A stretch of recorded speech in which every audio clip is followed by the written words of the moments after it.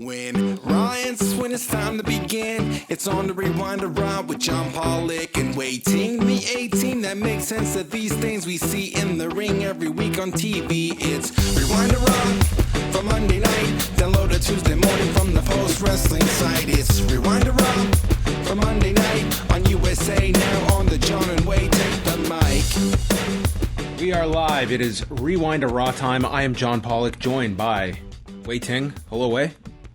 Hi, John. How you doing? I am ready for a very busy week ahead. I'm looking forward to the week that we start off Monday and say, this week is going to have nothing. There's nothing this weekend. It's going to be quiet. We can just go on autopilot this week. That's the week I'm looking forward to. When's that going to happen? Never. Never. No, I think we'll just slowly just get used to the pace. I mean, if we haven't already. You know, it wasn't that long ago when it was just Raw and SmackDown that were our weekly shows. There was a time where we just reviewed Raw, and I guess like Impact occasionally, but you know, now the schedule is pretty much a daily thing. So we're just gonna get used to it. How was your weekend? Weekend was pretty good. Yeah, it was still just kind of coming down from the previous week. So I'm actually helping a friend out with his wedding. So I did some of that over the weekend, and that's why I'll be missing SummerSlam. So it was good overall. How about you? I had it was a pretty busy weekend. There was a lot of stuff going on. However, I went swimming on Sunday, local pool. Nice. With the family. That was a fun time. Cool. Enjoy. There's no age restriction to going down like a giant water slide. That's always a fun time. Yeah, unless you're like 79, like no, you can still do it. You could still do it. If I make it to 79, I'm going down one of those tubes when I'm, frail and being held together by super glue. Okay. If I'm gonna go, I'll go on a water slide. That'll be it. It wouldn't be such a bad way. Yeah, no, it's really hot right now in the city, and a pool sounds pretty great. I mean, I'm going to be doing some of that tomorrow myself, actually. Are you noticing an extra amount of humidity in the city? Like I've walked out some days, and dude, it's not Las Vegas level humidity, but it's at a level that I'm not comfortable with in Toronto. It's typically hot, but it's the humidity that is just brutal. I'm not sure if it's humidity or if it's just the heat that I feel, but it's certainly a bit of a heat wave. Well, I know everyone wants to get their updates on the Toronto weather, but we are going to soldier through. It's a big weekend. It's SummerSlam week here at Post Wrestling that we will have lots of coverage for.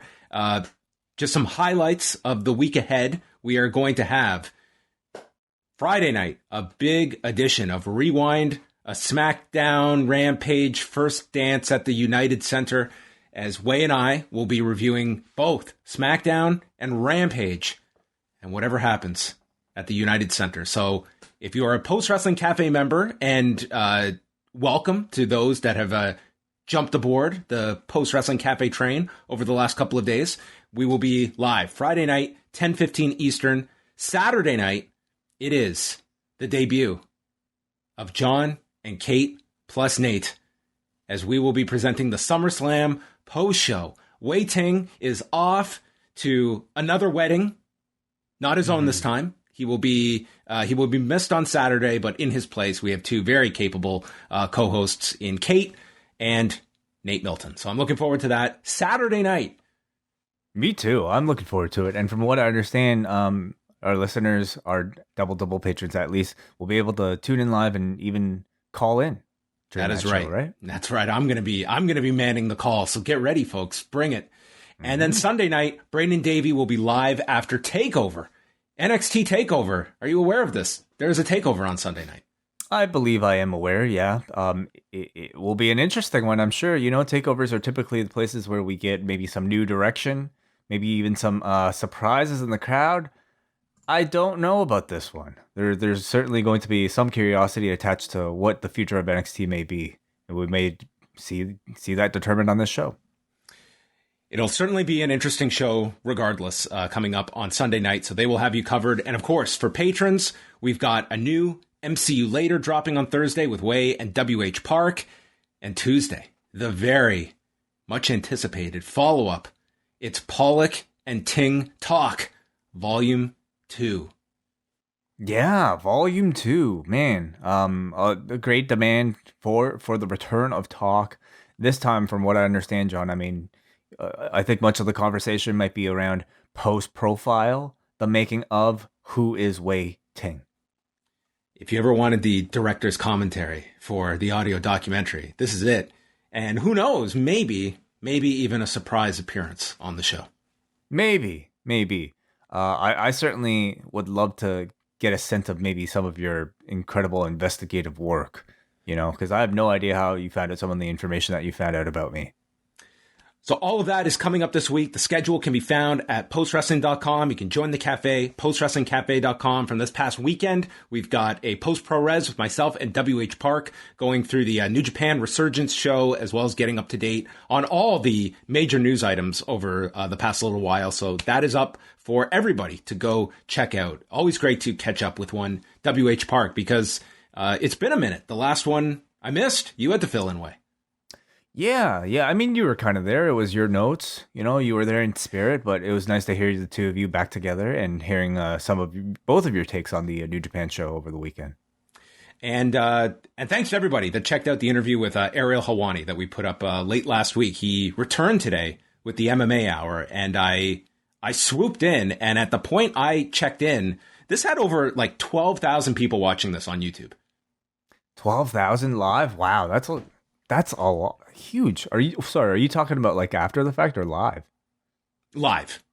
Wow, that's huge. Yeah. I mean, and to be expected, obviously, for Ariel Helwani, especially after such a long delay. Maybe the CM Punk of the MMA reporting world. Yes. Well, there you go, everybody. A great interview with Ariel. If you want to go check that out from a couple of days back here at the site. Lots of news to get into, so let us not waste any time. Rampage debuted on Friday night with 740,000 viewers, doing a .31 in the 18 to 49 demographic. 396,000 viewers is what that translated to. So just to get a comparison point, when they did run those 4 Friday night shows, the first hour averaged 562,000 viewers. So this was significantly above those levels and doing over 100,000 more in the 18 to 49 demo than they had been doing. Those did have NBA competition that this did not. But this was the number 3 show on cable. They were only behind the NFL preseason game. So they came out. I thought this was a really strong number. I had predicted 710 to 715, and I thought that would be viewed as a good number. They hit 740, and I think they're going to top this on Friday. Oh yeah, I would think so too. Yeah, it's interesting to think about how important people saw this one, whether or not they even remembered the fact that this brand new show was debuting on a Friday.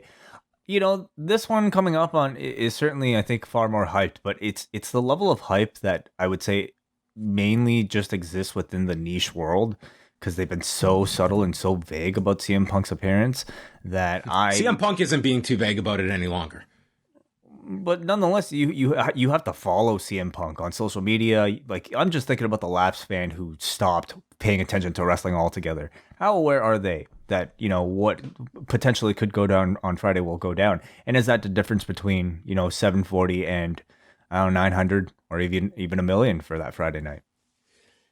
Yeah, I mean, God, going over 900 would be very impressive for a Friday night. It feels big on Monday. And I think by Friday, I think there's going to be so much buzz for that show and the realization that AEW has all but said that Punk is going to be there. I think this is as much, they've gone as far as they can without flat out stating it. And I think the promotion has been really smart the way they have gone about it. They're not trying to outwit the fans. They are putting these breadcrumbs and leading you to what you want and creating that anticipation. So we'll see how much of a payoff. Like, it's going to be a big show on Friday. The question will be how big, because this could represent their high mark for the first iteration of Rampage of what kind of an audience can you attract on a Friday night, because there's not too many CM Punks coming back to wrestling that you can pull that out of your back pocket. SmackDown on Friday night did 2,084,000 viewers, 746,000 in the demo. So they were the number one show on Friday night, and their 5th week in a row topping 2 million viewers. In Canada, it ended up streaming because of tennis coverage, so it did not air until midnight that night. So they only did 40,000 viewers from midnight to 2 a.m. Not really an indicative number of the popularity of the show, but the U.S. number, they continued to be above 2 million. This was a slight decrease from the week before, but SmackDown continues to, I think, certainly benefit from the John Cena factor, but it's also a show that, it is, staying at this mark. And we've said it many times. I think post Cena, we will see if SmackDown is able to keep this foundation of 2 million viewers that they've had for the entire run since Cena's come back, even when Cena's not been on the show. Yeah, it'll be interesting to see, and do we know if Cena's leaving right away? Well, we know he's going to be on that Madison Square Garden show in a few weeks. So there will be, at minimum, one post SummerSlam appearance. Okay. Well, beyond that, who are the pillars that, you see leading SmackDown into the fall? Roman continues to be there. Sasha continues to be there. Is that enough to maintain? Yeah, you have Sasha back, certainly. I think that when you're looking at a challenger for Reigns, they seem to be focusing on Seth Rollins. Like, that seems to be a program they're going towards, although, he's a very clear-cut heel at the moment. It doesn't quite work with Reigns, but that does seem to be somebody that they're at least priming for that position and have been hinting at that program throughout the summer, and hence the Edge program. And Baron Corbin with the briefcase. Let's not forget about that. I don't want to completely understate the fact that you do have Corbin that now has a really interesting detour to this story now that he has committed theft. Corbin Reigns, maybe. Huge. Also, a note for Canadians is that TakeOver is listed for Sportsnet 360 once again this Sunday. They've done this the last 2 takeovers, so if you don't have the network, looks like you'll have no problem watching it on Sportsnet 360 on Sunday night, and live too. And I'm sure the people who wouldn't have been aware, unless hearing from you, John, appreciate you. Dude, I found this out, okay? It's not like there was some press release sent out to me or anything. Like, I just, while I was looking for SMC footage, came across this Sportsnet 360 listing for Sunday night. Nothing gets past this guy. If it's up there, if it's wrestling related, John Pollock will find out. Resurgence and TripleMania went on over the weekend. I already went through the show for Resurgence with WH, and TripleMania, I got to see a portion of the show, but the big angle coming out of it was Will Ospreay showing up at Resurgence. It looks like he is going to be focused on New Japan Strong for the foreseeable future. They announced a bunch of U.S. dates for the fall in Dallas and Fort Worth, Philadelphia, and some California dates with a big show in San Jose. But the angle, it just seems like there was a lot of buzz coming out for New Japan Strong. Instead of this just being a fun throwaway show, they shot a lot of angles, and I think that there's, for the first time, real momentum behind New Japan Strong. In New Japan itself, to me, this is some of the most exciting stuff that's happening associated with that New Japan logo since the start of the pandemic. All of these shows, and we'll probably talk a little bit about New Japan and in Japan itself. It's a mess right now. We will get to that. Yes. Yeah, but as far as coming, the events coming out of this show, it felt like several segments had major talking points coming out of it, and the mixing of talents. The most exciting wrestling that's occurring right now in the world is, on US soil, in the intermingling of all of these different promotions, and now to interject potentially, a Will Ospreay into that mix, with mentions of AEW in that promo, Jay White mentioning AEW in his promo, the idea that all of these guys can now be in play with potentially a CM Punk, a Bryan Danielson, and Kenny Omega, and everybody else that's out there in this ecosystem that is playing with each other for the first time is incredibly exciting and makes at least New Japan US relevant to the overall conversation. And with TripleMania, to me, the moment that got the most attention was Ric Flair appearing in the corner of Andrade El Idolo, and then learning afterwards that Charlotte Flair was also backstage. And Andrade did an interview with SI.com noting that Charlotte had requested this weekend off 2.5 months ago, and she was advertised for house shows over the weekend.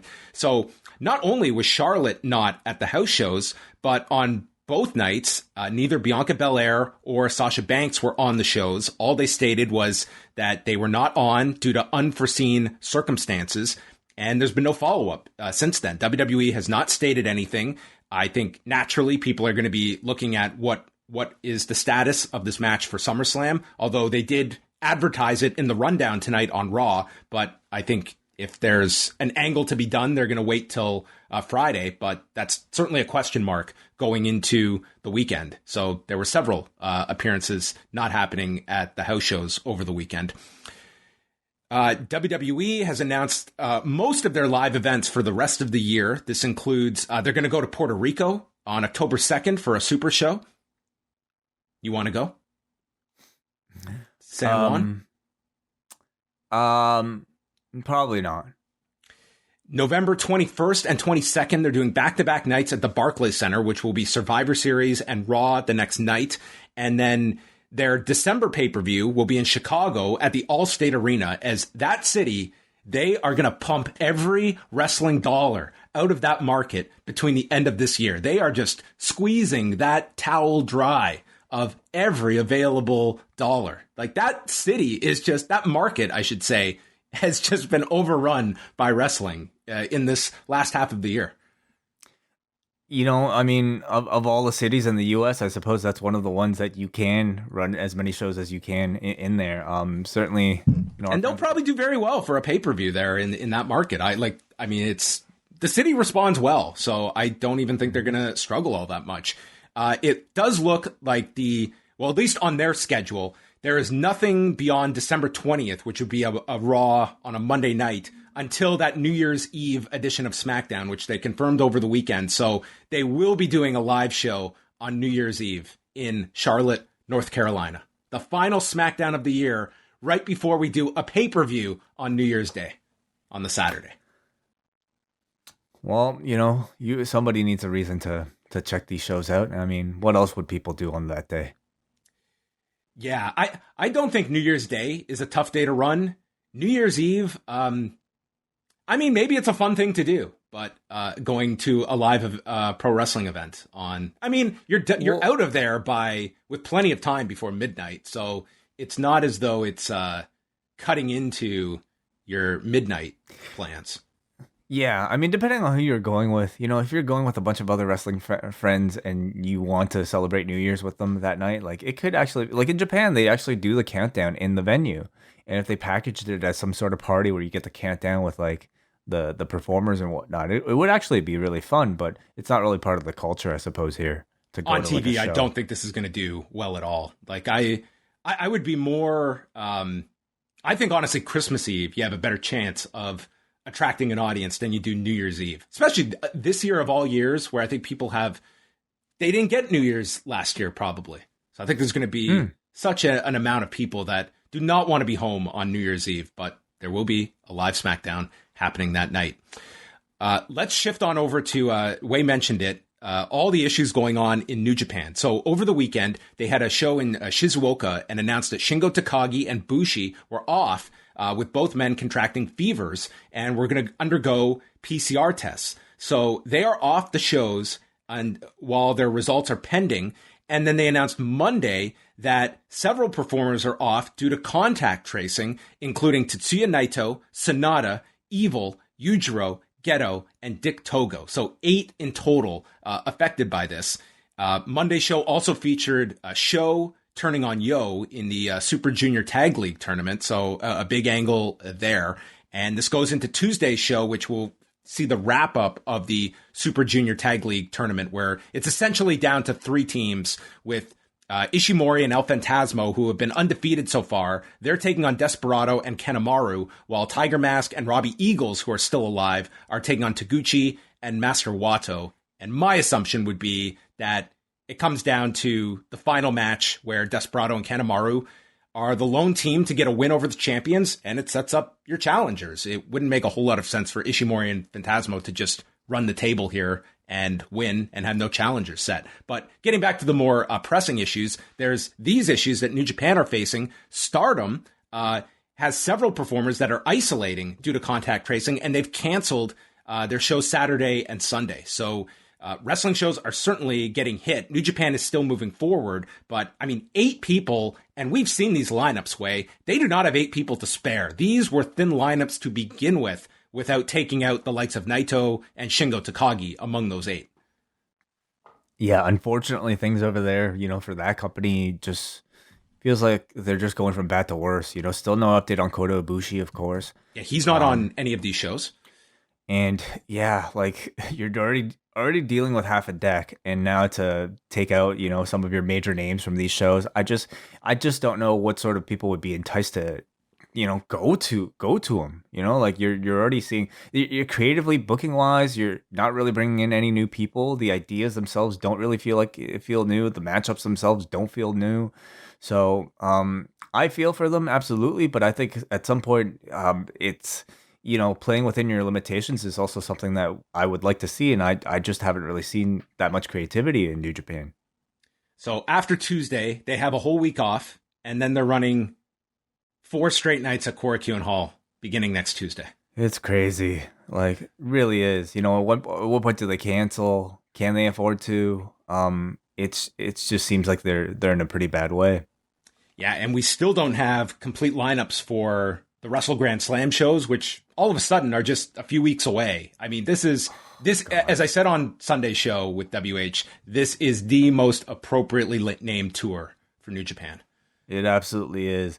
I just, like the G1 usually, John, is something that is usually a highlight for us every year. And, that's about a month away. And I wonder how many. I think the air is out of a lot of people's sails. Like when you're looking at the lineups and you hear like Ospreay announcing he's not going to be in it, that's a huge blow to that tournament.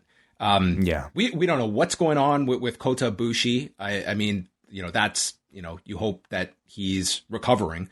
But, when you see all of the talent that's over here for New Japan Strong, like, I don't think anyone's expecting these people to be going back for the G1.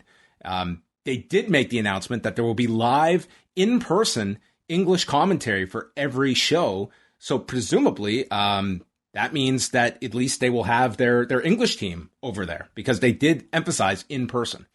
So Kevin Kelly will be making the trip. That's what I'm assuming. Yeah. So That goes September 18th to October the 20th, and we'll see what the lineups look like for the G1. Just before we move on over to Raw, I thought this card is worth repeating. So PWG is coming back September 26th. This lineup looks incredible. Bandito against Davey Richards is your main event for the PWG World Championship. Malachi Black and Brody King against Demonic Flamita and Black Taurus. Jonathan Gresham versus Alex Shelley, which sounds amazing. Dante Martin, Alex Zane, the former Ari Sterling, and Jack Cartwheel, who made a big impression on the last show, taking on Jake Atlas. That's the first date he's had announced since the NXT release. Trey Miguel and Myron Reed. That is going to blow the roof off that place. AJ Gray is making his PWG debut against JD Drake and Lee Moriarty in a 3-way. Dragon Lee and Laredo Kid against Aramis and Ray Orus. And opening things will be Evil Uno against Tony Deppen. That is an incredible lineup. It looks awesome. And I'm sure it'll be great 3 months later when you'll eventually get to see it. This is going to be a DVD for everybody to seek out months down the road. That's the thing. It's like, yeah, these lineups always look great, but by the time they come out, I don't know how much buzz they get anymore. But it's PWG. It's a live experience, and if you're lucky enough to be able to travel there to watch one of these shows, tell us how it is. I have not had this feeling for any wrestling card, but if I lived within driving distance, this would be the show that I think I would be realistically looking at it and being, if I felt okay, if I was even on the fence, this would be the one where it would be really pushing me to go to a live show. This would be totally. It for sure. Absolutely. It looks like an incredible card. And the final things are NXT on Tuesday, the go-home show for TakeOver has Kushida versus Roderick Strong for the Cruiserweight title, MSK against Imperium for the tag titles, and the breakout semifinals between Carmelo Hayes and Duke Hudson, while AEW on Wednesday in Houston has the Young Bucks against Jungle Boy and Luchasaurus for the tag belts, Sting, who they are advertising, the first match on TNT in over 20 years, teaming with Darby Allin against 2.0. The match nobody expected this year. That would be the last match you expected this year. I mean, some people on that roster weren't born when Sting last wrestled on TNT.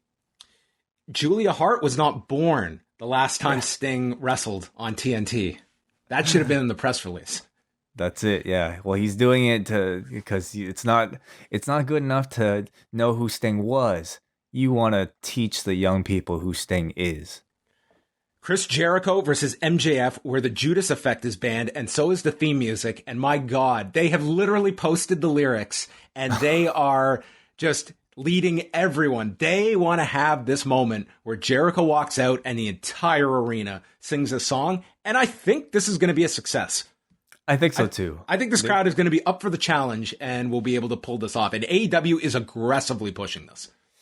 Yeah. As are the performers. How many people in that venue? WrestleTix has, I think, around 4,000, give or take. Okay. Can you get 4,000 people in sync at the same time? Will you at least have a metronome there, AEW? And give these guys a hand, because I think that's the biggest challenge. Let's be honest. If they're out of sync, it will still be memorable.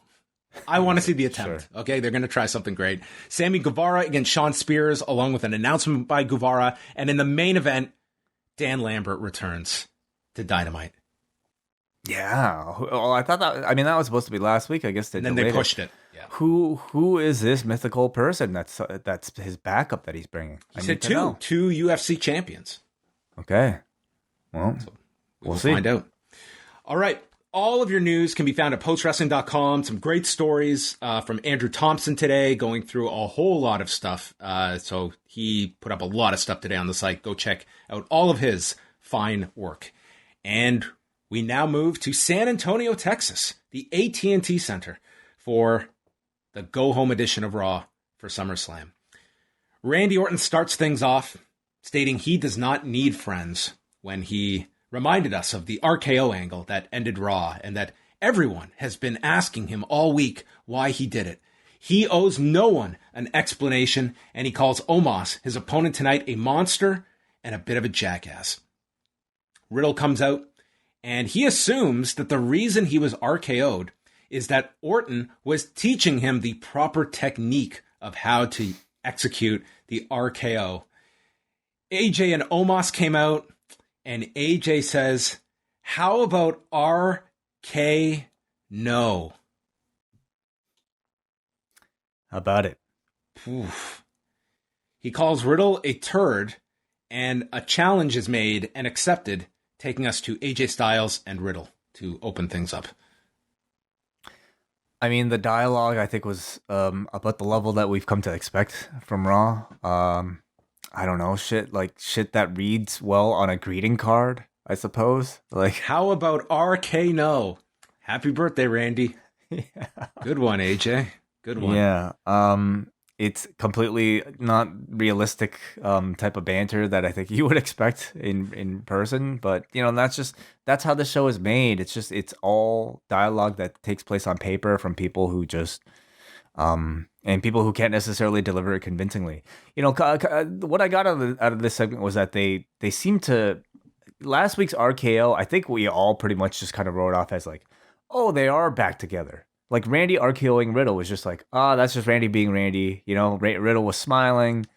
The world is good again. I thought that was already enough confirmation enough that they were back together.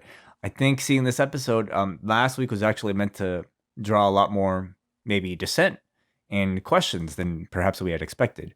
So we're starting back from at least that point tonight. Yes, they wanted to take you on a 3-hour ride before they got to the destination. So AJ and Riddle had, their usual match that they went 10 minutes, 51 seconds. This included a splattle by Riddle. Splattle? Yes, it's a wrestling technique that Jimmy Smith instantly picked up on when it was mentioned.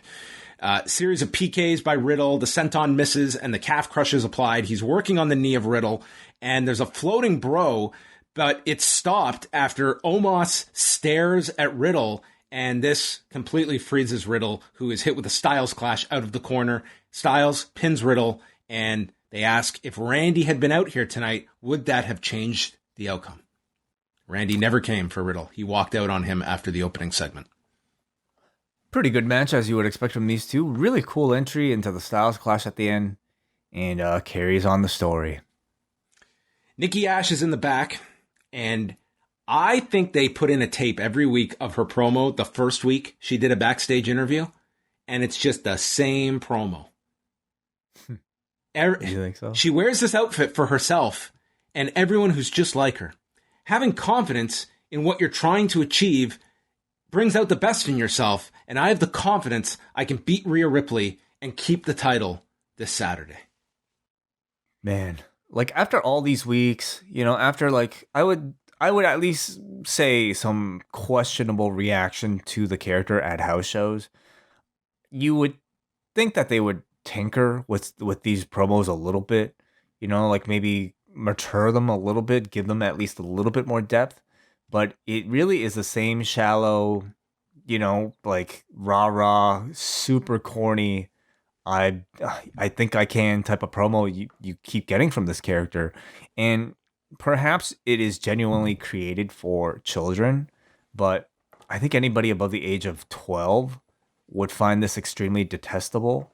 Like, so much so that this is the type of character that I thought for sure that they were turning into a heel by cutting. Like, she wouldn't have to do a thing if she wanted to turn heel. All she would have to do is keep cutting this exact same type of promo. Like we see, I think there are ways to tell the story of an inspirational person who struggles with inner confidence that'll appeal to both young and old. And Hangman Page is a very similar story. But, it's not like you have to have... Imagine him doing this promo with his beer. I drink this beer because it gives me the confidence to achieve and bring out the best in myself.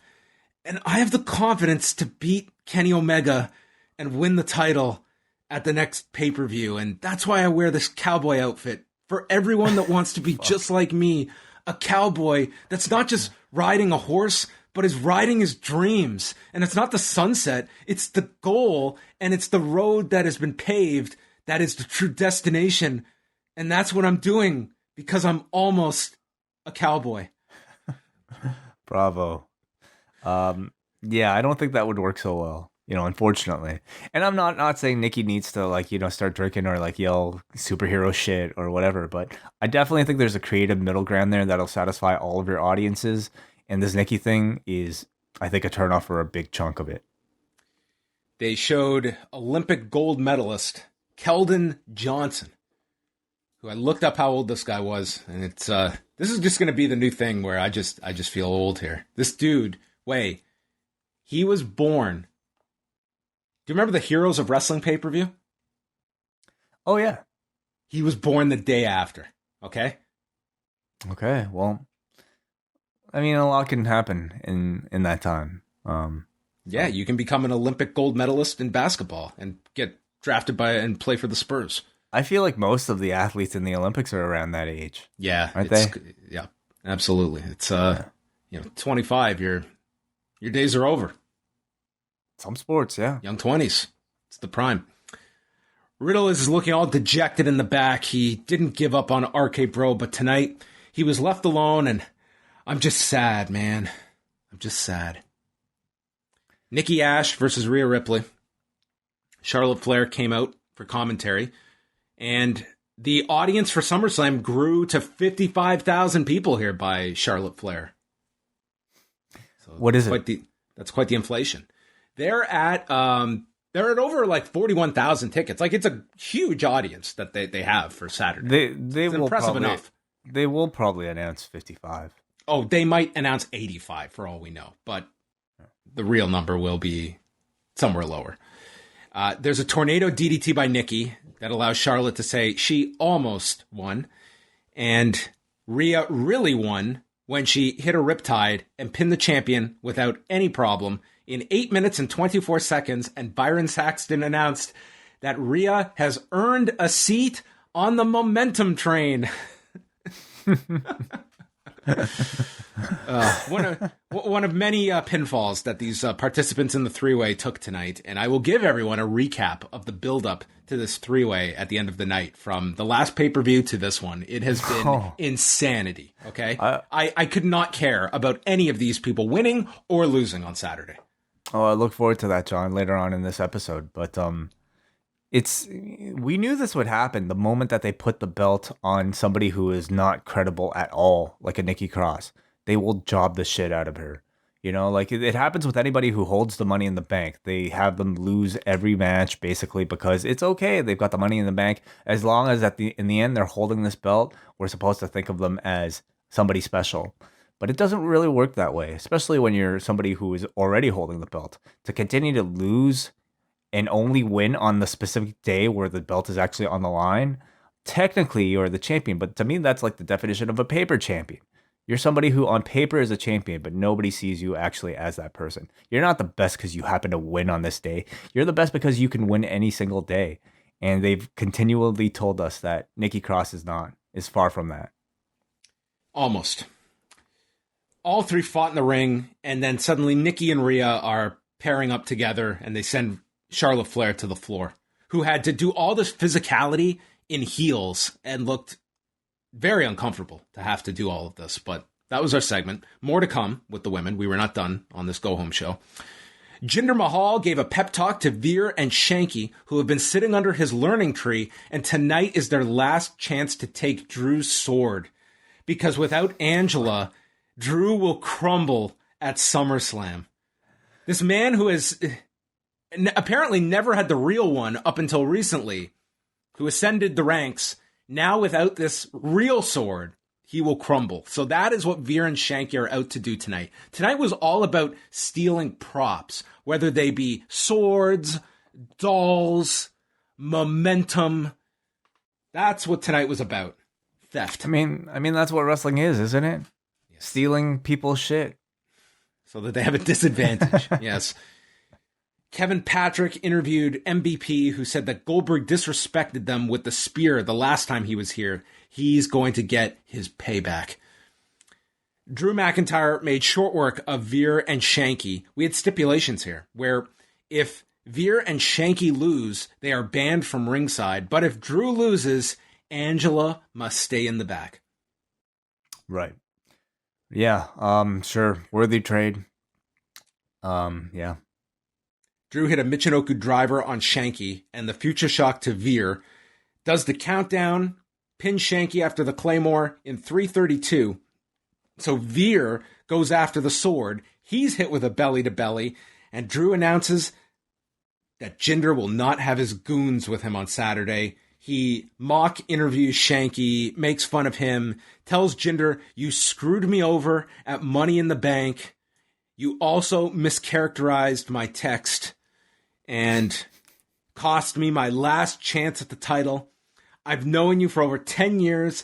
I know where to hurt you. I will embarrass you, and it will live forever."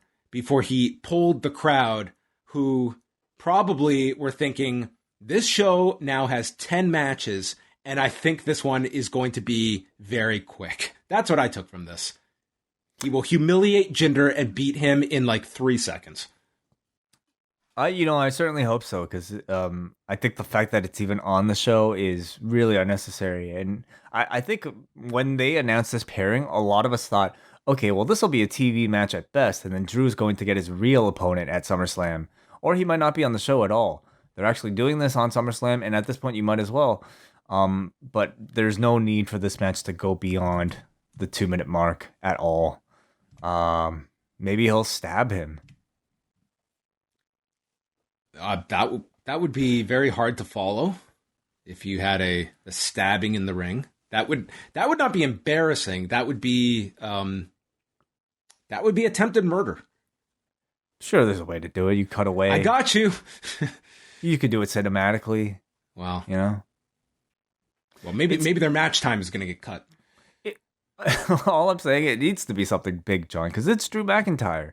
And I think seriously, like that's the match. It's like Jinder is protesting with the ref, and the bell rings, countdown, Claymore, and he loses in embarrassing fashion. I mean, they really kind of set the table here. Like, this has to be a humiliating loss. And while these two, I'm sure, have wanted to do a real match together throughout this whole thing, that's not what this show calls for. There are 10 matches listed for Sunday, and I cannot see this one getting any meaningful time, and I'm not complaining about that either. No. But I'm saying, even after a squash, he's got to stab him. Okay, well, that's Wai's plot to end Jinder Mahal. Charlotte meets up with DeVille and Pierce. She complains about being attacked, so they ask, "You want to have a tag match? We have a open segment in the third hour." She turns it down because she doesn't play well with others, but apparently does because she finds a partner for our tag match later on. We had a series of Elias promos. He's dead, and this featured a gravestone. Elias, 2017 to 2021. 4 years. Wow. Had a good run.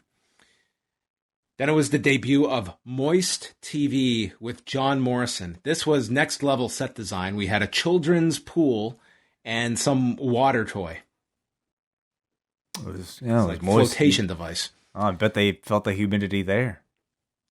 Miz comes out without the wheelchair. They have some back and forth, and then Miz says that he has never lied or used John Morrison when he's asked if you faked your injury. He is not a liar. Because Morrison, we believe now, or they convey that Morrison was not aware that Miz was okay this entire time. He was just as surprised as everybody else.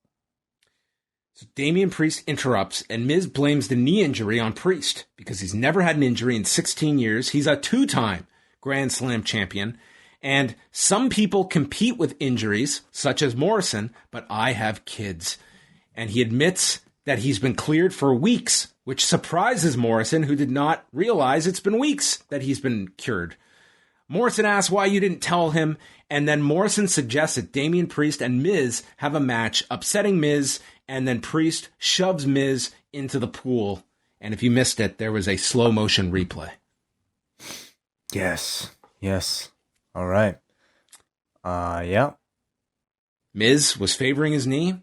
Priest pounded his chest. This is when Sheamus came out for commentary. He had to see this match up close, and Priest just beat him with the brogue kick, angering Sheamus, as Priest won in 2:39. So there's our setup for the U.S. title match on Saturday, and they kind of have hinted at Miz and Morrison having some involvement at SummerSlam, but they're not in the match. No. It feels like a lot of the focus has been on Miz and Morrison, though, for this program, and I imagine they will be involved somehow, but I mean, I think it's being set up for a big moment for Damian Priest, him beating Sheamus. Although I could actually see Sheamus maybe winning with the help of Miz and Morrison, because I can't really say that this feud to me, like, has the promise of making Damian Priest, like, feel big when he wins the belt, but I don't think it's that hot of a feud yet right now. They might not need a little bit more before that moment feels significant. Yeah, Sheamus called him a disrespectful scumbag who will never touch his U.S. title, and he will kick Priest's head off his shoulders, even with a broken face. So there could be some horrific injuries on this show on Saturday. Yeah, perhaps. And swords and heads being kicked off shoulders. Eva Marie was with Doudrop, said she blew it last week, but the evolution is all about second chances. Eva is going to take care of Alexa Bliss at SummerSlam and tells Doudrop to go bring me Lilly. Yep. Miz confronts Morrison backstage, and as they're talking, the New Day just show up behind them with a sign that read, "Buy our shirt."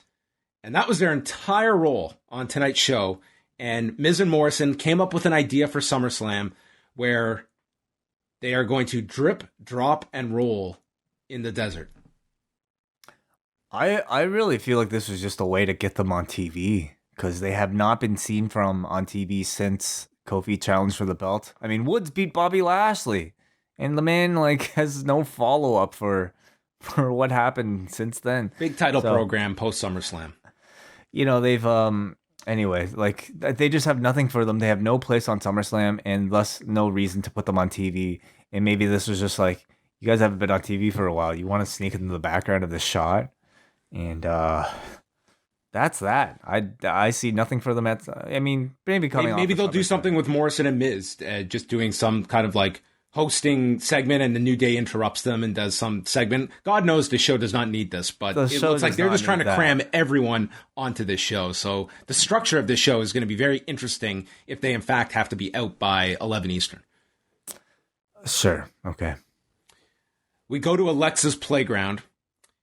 Doudrop appears and grabs the doll.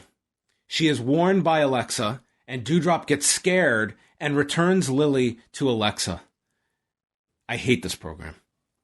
Yeah, are we supposed to believe like Lilly made some expression? Did Lilly did Lilly possess Doudrop in the Doudrop was frightened at what she saw. So yes. We didn't get a cutaway to her winking, but I guess you can let your imagination run wild as to what that expression was. Yeah, I mean, not to say like last week's special effects were really anything great. Award winning. But, to do something like this, like to have, like, what is it, Doudrop sell for a doll, like, you needed some sort of special effect there. You needed something to just, I don't know, signify that this doll is alive or that this doll has some power. Just to see this was really nothing realistically would really save it. But, again, some people like this stuff. I haven't met them. Can you see this match being some kind of produced bit that it's not just a straight up match? I hope so, for their sake, like something that takes place in the form of like a backstage interstitial rather than a match itself. That would be nice to be fine with that. Break up the monotony, because I don't know if otherwise you should do this match. So Friday's a big day in wrestling, and it just got bigger because we've got SmackDown, the final episode before SummerSlam. We've got the first dance at 10 o'clock, but now, Friday night, 8 o'clock p.m., the John Cena NFT drops. Whoa. That's monumental. Monumental day. Huge. The John Cena NFT. I hope he has to promote this on SmackDown. On the show itself, I don't know. I'm not sure. I mean, Baron Corbin should really get in on that. Mace versus Mansoor. This program continues. Mace missed an elbow, and then Mansoor fought back. He ducked a sidekick, and then went for a sunset flip. Mace sits down and hooks the legs, but from the floor, Mustafa Ali kicks him over, and Mansoor gets the roll-up in 1:57. So they win and they lose in alternating weeks. Yeah, but the difference is now the baby faces have learned how to cheat. And so... great lesson. Nikki A.S.H has not learned that lesson yet. No. But, I don't know. That's how they push baby faces now. They teach them how to cheat. You see it with Dominic. You see it with... That's right. This. Yeah, it's fine. It's okay. It's a Raw program that I don't know if they're putting that much effort in. It's okay. Sarah Schreiber was with AJ Styles and Omos because AJ has more material. Omos says that he will kill the legend, that is Randy Orton, tonight. AJ says that will make you the legend killer, and since I beat Riddle tonight, that makes me the moron killer. And tonight they celebrate the death of RK Bro. Mm-hmm. The moron killer, AJ Styles. Yeah, that's really good. Yeah, he's going to send them off the edge of the earth tonight. Yes. So Omos versus Randy Orton, my most curious match of the night. Randy immediately goes for an RKO. It is blocked. He goes for a punch. Omos catches the fist, scoops up Orton for a slam, and then grips Orton's head. He misses Orton in the corner. Orton tries for another RKO. He is shoved to the floor. Omos did have to do some selling here. It was not pretty. And then with Orton on the floor, AJ just kicks him in the ribs, and they call for the DQ in 346. And the announcers tried to imply that AJ cost his partner the match, even though Omos was dominating things. We were robbed of this match after 3 minutes and 46 seconds. Yeah. Were you upset about that? This was not good. I did not need to see another 3 minutes and 46 seconds of it. I think it's what you expect from Omos and a Randy Orton. I just, I mean, I don't know if I would have expected a finish either way, but it's pretty lame because they're unwilling to book either guy that they even book a match like this. It's just a way, I think, to promote the match and then not deliver a finish. But, you know, in the end, it's just part of my conditioning to not really care about wins and losses on Raw. They roll Randy back into the ring. He gets tossed over the barricade as AJ is setting up for the phenomenal forearm. Riddle runs down, attacking Omos, and he clears the ring. Riddle then lifts up Randy, and Randy says that Riddle, respect is not given, it's earned. Even after last week and tonight, you had my back. You've earned my respect. RK Bro is back. They shook hands, they hugged, the people rejoiced, and Riddle said, Randy, you make me so happy. And with that, happiness equals number one contenders for the Raw Tag Team titles, and they will challenge AJ and Omos on Saturday. Yeah, sure. This is way easier than having to go through a gauntlet or a tournament. This was an easy path to the championship. All they had to do was form a friendship. Well, the conditions were really perfect for it, John. Like, they were standing in the ring, they had microphones, they were looking at the champions, they had airtime. Perfect storm. Yeah, really. I think that's probably in the rule book. You know, make sure that all you have to do is make sure you're telling them, and it shall be done. So, you know, it's a team that's working. They've been getting a lot of airtime. It feels like they are the main attraction on Raw, really, like in terms of how much. This was the second week in a row. This was like what pretty much everything was built around. Like, you did have the Goldberg appearance, but this was the show long story. More so than Goldberg and Lashley. This feels like it dominates Raw, and the audience reacts really well to it. You know, I have to say, like, the will they, won't they? I think, I don't know how long they can drag it, because like even this month, it's, to me, it was enough. And can they, because like Orton, the tone of Orton's promo was very much like, yeah, we're back together, but wink, wink, I'm probably going to just RKO you the moment we win the belt or something like that. And how long are they going to drag out this will they, won't they? How long can they? I mean, this was the peak of it. I don't know what more you can do after this. Like, this was the big moment of them coming together. And yeah, you can give them a run with the tag titles coming out of this. I think like there's some legs to these two as a team, but I think like the whole buildup, like this is Otis and Mandy Rose getting together. It's like the whole intrigue is building up to that big culmination, and that's kind of what this was tonight. I mean, I kind of see it more as Jericho and Owens, where like 1 month they'll get back together and then the next month they won't. Or even Bayley and Sasha, maybe a more recent comparison. You know, week after week or month after month, it'll sort of be a tease before they break up again. But will this have as many legs? I don't know. It certainly has the audience's interest, I think. Jeff Hardy is in the back. He wants a rematch with Karrion Kross. Why? Because I'm angry. And Jeff's higher power told him that Karrion Kross made a mistake and he better check his hourglass because his 15 minutes of fame are almost up. Well, they did not have 15 seconds. They got 50 seconds of fame here because a twist of fate was stopped, cross jacket, and Karrion Kross submitted Jeff Hardy in 50 seconds. So it looks like Karrion Kross is moving on from the Jeff Hardy stage of his Raw development. Well, that depends on whether or not this is a best of 3 or a best of 5 or a best of 7. It wasn't as definitive as it could be. I still have questions of how competitive this could be. I would like a few more samples. So yeah, you know, theoretically he wins the feud. But I'm sorry, it took him 1 month to do what it should have taken him 5 minutes to do in his Raw debut. Okay, in the end, like he struggled.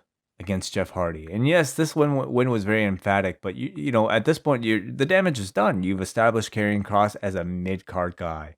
And short of having, him just come in after the world title match and kill Lashley, then maybe we could talk again. But you've established firmly a mid-card NXT champion.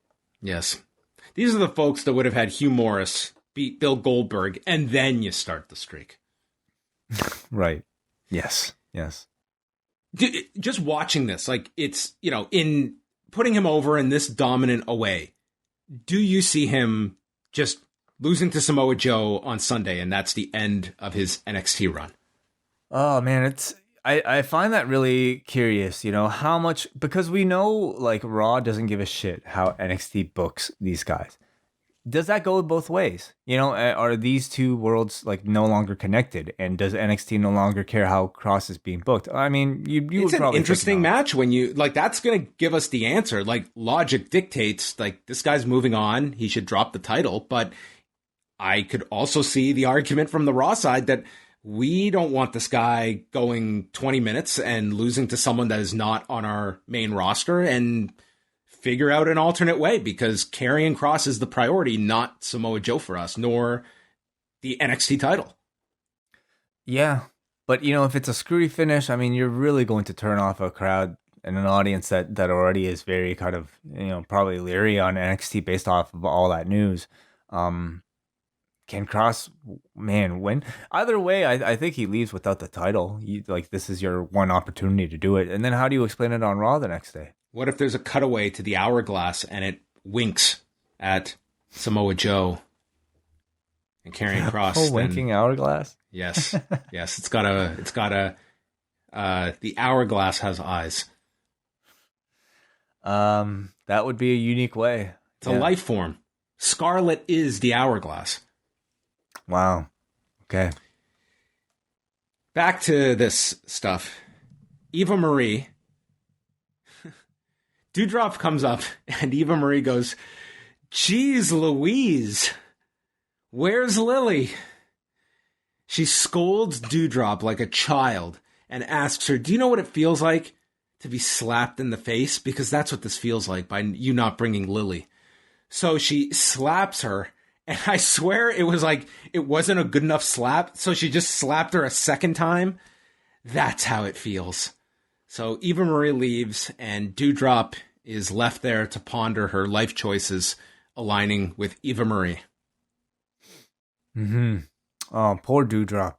You know, got slapped twice and got haunted in the same episode. Yeah, this has been a traumatic Raw for Doudrop. And what did we get next? We got Reggie, but not Reggie in the arena. It was Reggie out and about. What does Reggie do in his spare time? A question I was asking. He goes to the parkway. Why? Because it's in the park where he did his very first backflip.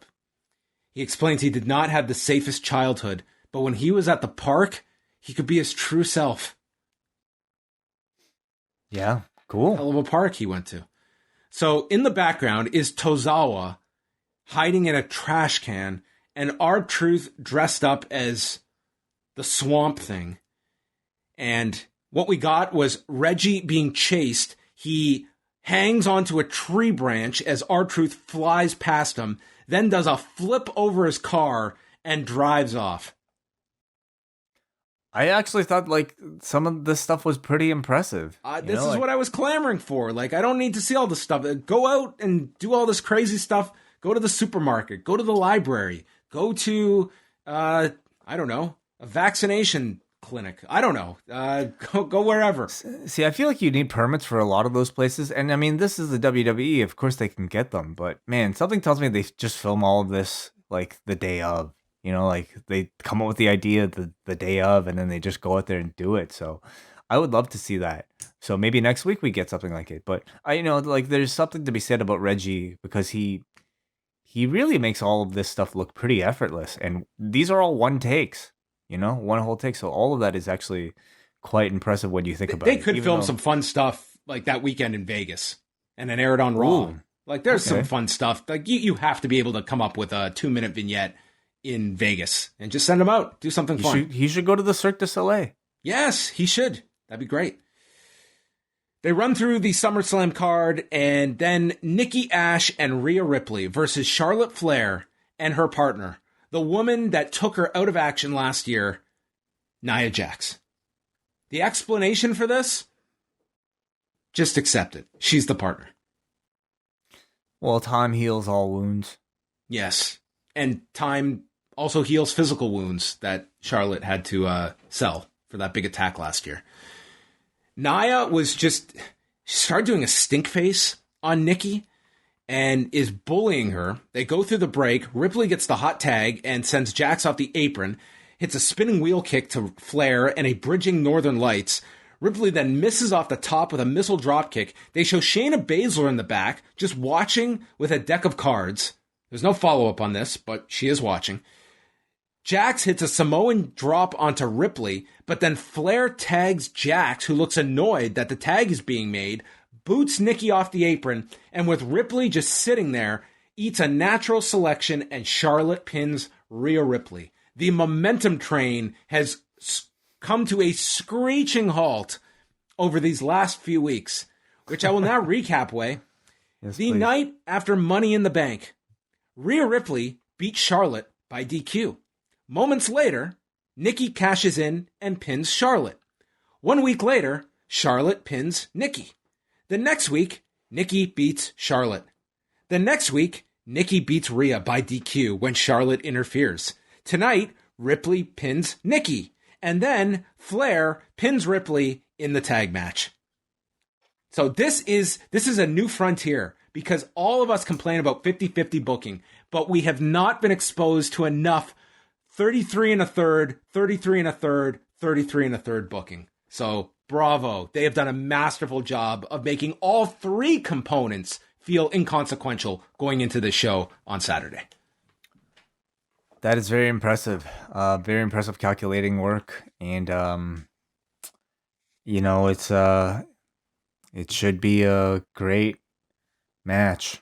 Anyone could win and anyone could lose. I don't know what's going to happen.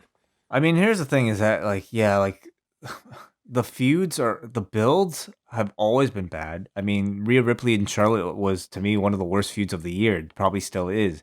But the matches are typically pretty good. So we can complain about all this all we want. There's a good chance we will come out of Sunday applauding this match because the talent's there. And whenever these wrestlers are allowed to go, they typically kind of, make us forget about some of this stuff. So hopefully that'll be the case on Saturday. Kevin Patrick with AJ once again. And he asks, what chances do RK Bro have against us? We've beaten everyone. Elias and Jackson Riker, the Viking Raiders, the New Day. It's just us two left. They have gone through the Raw Tag Division, Way. And what a division it is when you list it like that. Oh, yeah.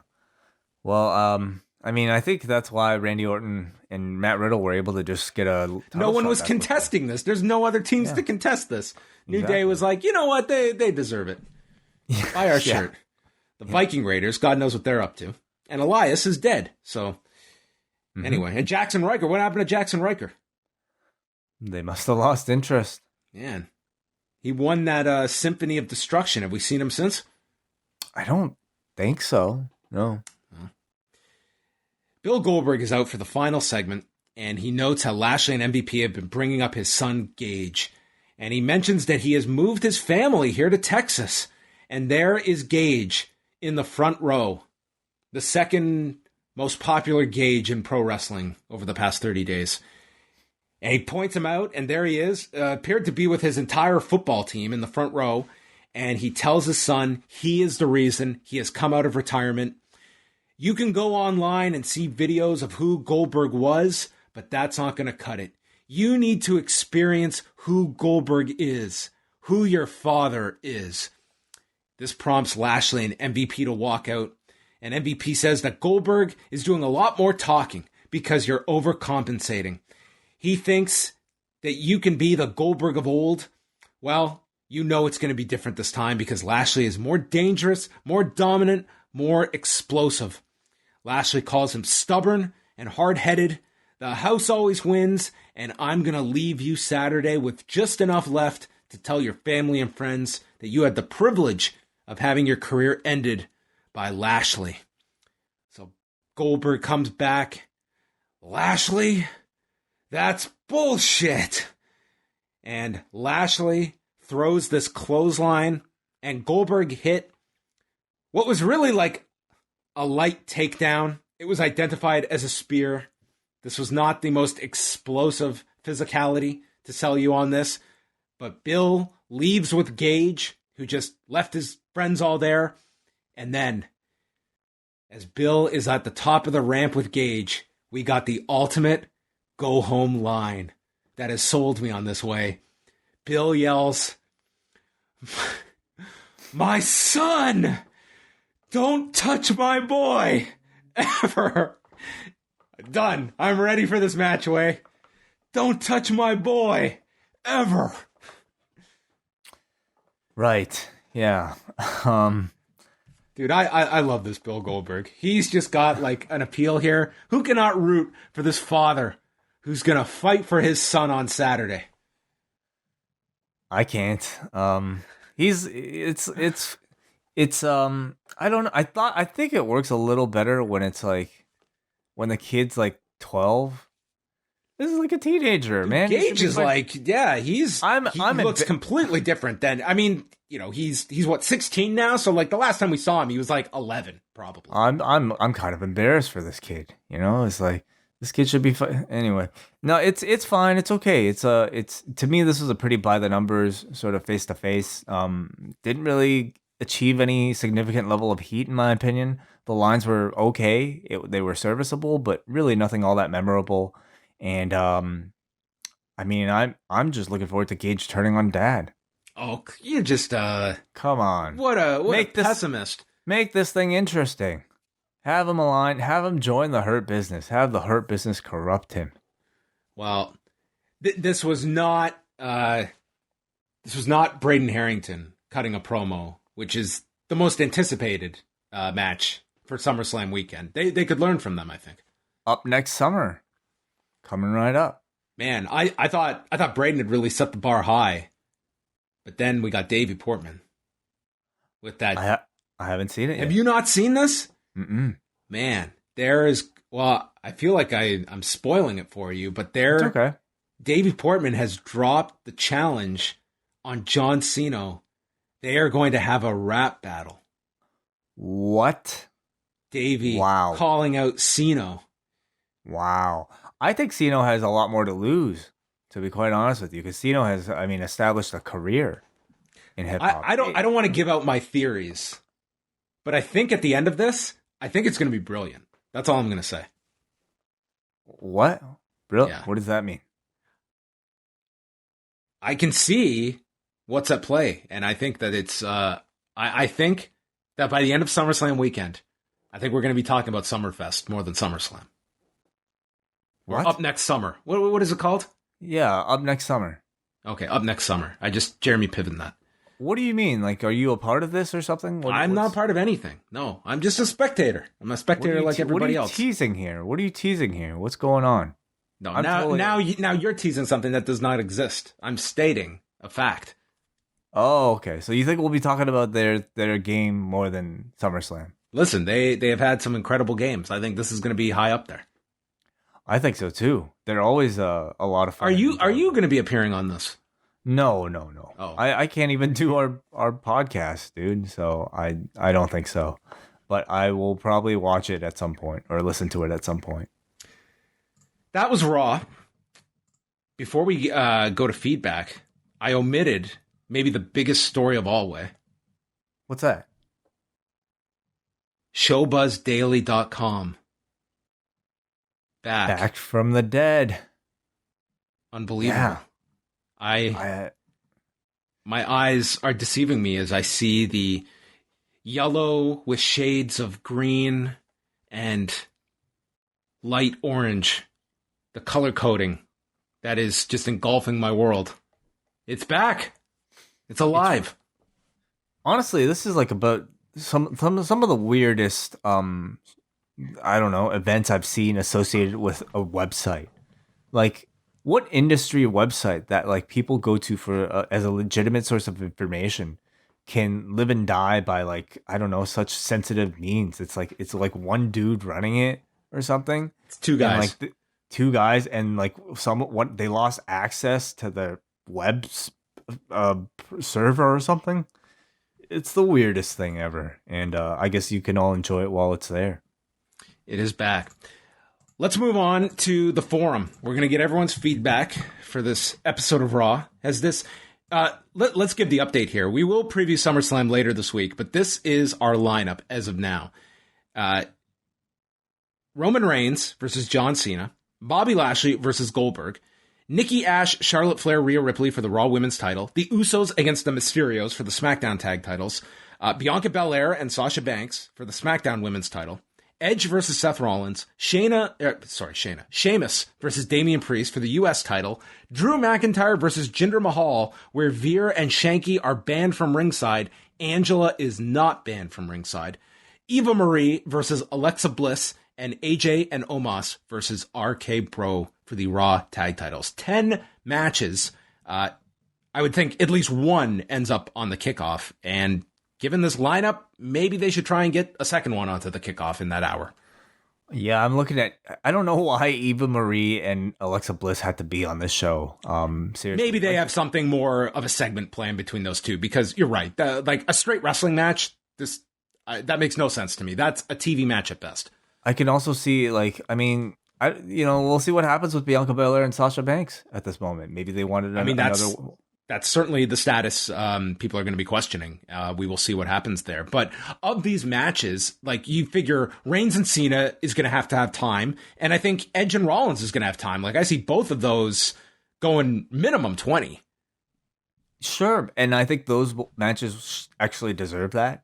Lashley and Goldberg, I think, will be fast. Jinder and Drew will be fast.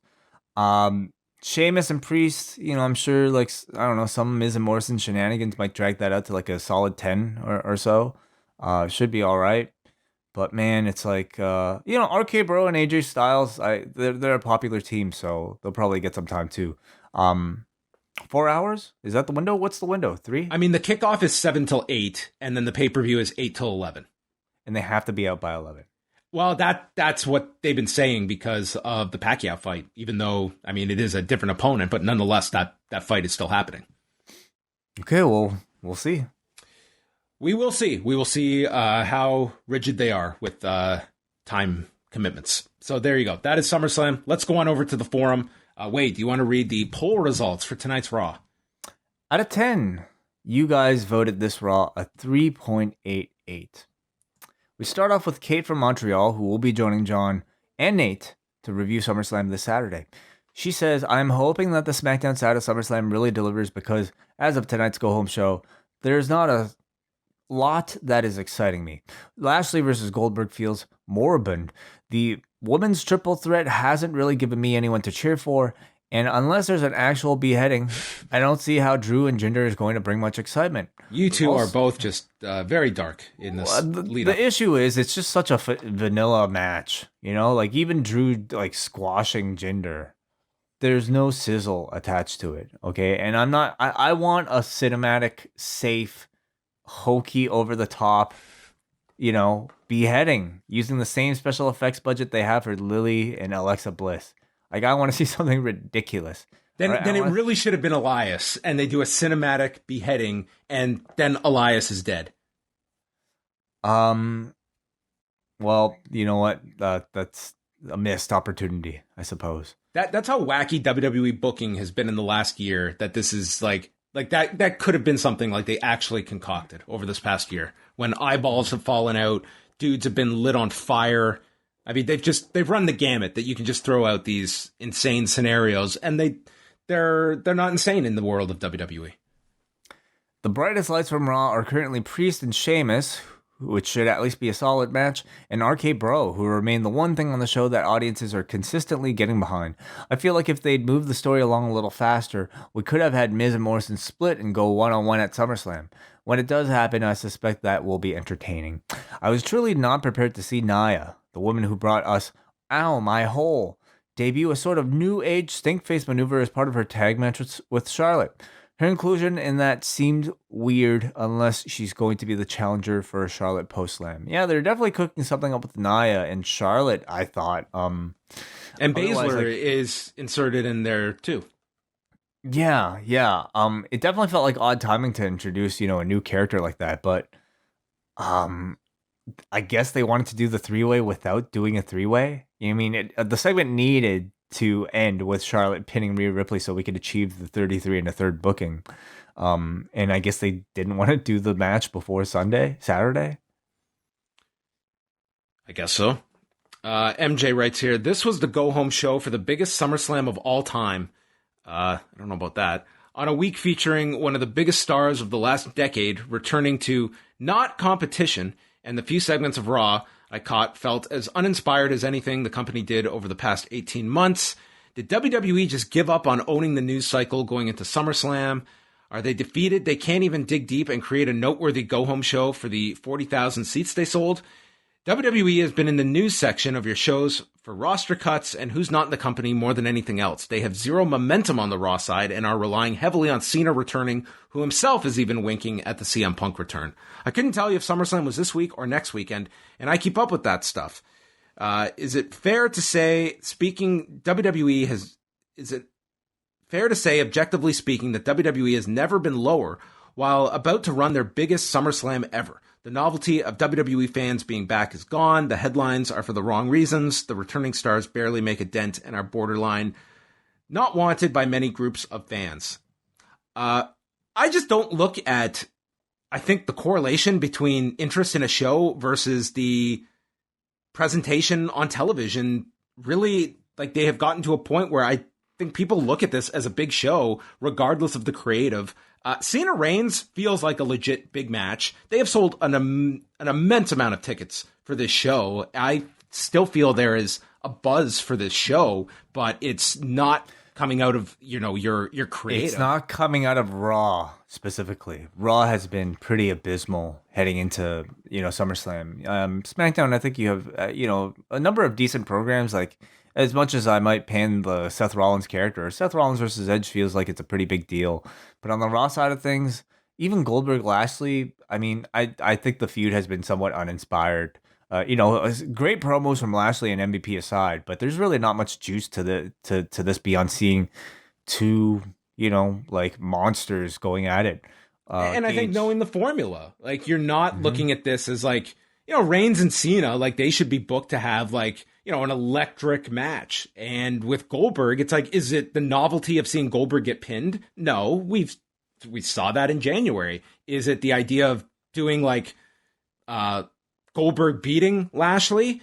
You've seen him have the title. Like, I think, it is going to be diminishing returns with Goldberg, and they are, with this 2-match deal per year, you can only come up with so many different scenarios for him, and the audience is aware of the fact of, this guy is not going out there and doing much more than 5-6 minutes, which that's the way to book him, but it's also not going to be the most dynamic match on the show. As far as dominating the news cycle, I mean, I really just don't think WWE cares either way. I believe their philosophy going into this surrounding all the CM Punk and Daniel Bryan buzz or Forbidden Door buzz is to just kind of put their blinders on and not care and think of the rest of the world as sort of this, that's the indie stuff we don't have to worry about. Well, I mean, a million people on Wednesday will feel otherwise. It will be interesting this week, like, WWE, it's like their talent is going to be all over the media this week leading up to SummerSlam, and how much is focused. Like, the Punk stuff is going to be big, but, for this week, SummerSlam is going to probably be covered in a lot of non-traditional wrestling spaces that are going to have their talent all over the place doing a lot of coverage. And especially in Vegas, I'm very curious to see how much attention it gets versus like Pacquiao coverage. Perhaps, yeah. I mean, it is a large gathering, the largest gathering we've had here for this sport since the pandemic.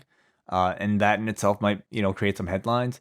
But, like the stories coming out of the mainstream stories going into SummerSlam and even coming out of SummerSlam aren't going to be about the creative drought that Raw is experiencing at the moment. It's going to be about, like them filling this arena and coming back from the pandemic and having like a really good like live event return. Like they've had a very good summer, and Cena has meant a lot in that sense. Like there is not necessarily like a shortage of areas WWE can point to away from creative, but nor is that going to be the focus this week. It's going to be on, I just think, how much attention you get from your partners at NBC, what is going to be the level of buzz for SummerSlam, and knowing that Friday night, that's going to be an enormous story, and does that at all overshadow Saturday? To me, it's like everything in the lead up this week,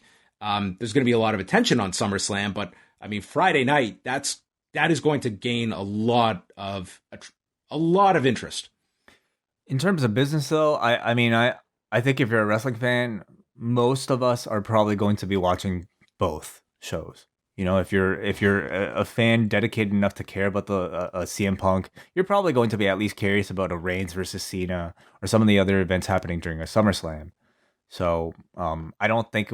The conversation will probably be a bit of both. I would have to guess coming out of the news cycle, but certainly Punk coming out on Friday is going to be a big thing for our particular circles. Yeah, it's going to be a very big week. We will have you covered here at Post Wrestling. Thank you for the feedback. Thank you for downloading, checking out the show live, to all the people in the Zoom room. So we're back on Tuesday. It is Pollock and Ting Talk, Volume 2, coming out for all Cafe members. And then Wednesday night, we are live at the early hour of 10:15 p.m. Eastern Time. It's our earliest show. Wednesdays. I love it. Listen, there's room out there. Don't even say it. Hey, NWA, MLW, listen, 10 o'clock on a Wednesday. Come on, I got nothing to do. What do I need? An extra hour of sleep? Are you kidding me? I need to watch more wrestling. So fill that up for us, please. These shows kicked my ass over the weekend. But hey, we are ready for all of it this week. There's a lot of wrestling coming down this week. So keep it locked to postwrestling.com. Whole schedule is up there for the week. And I look forward to Tuesday and our chance to talk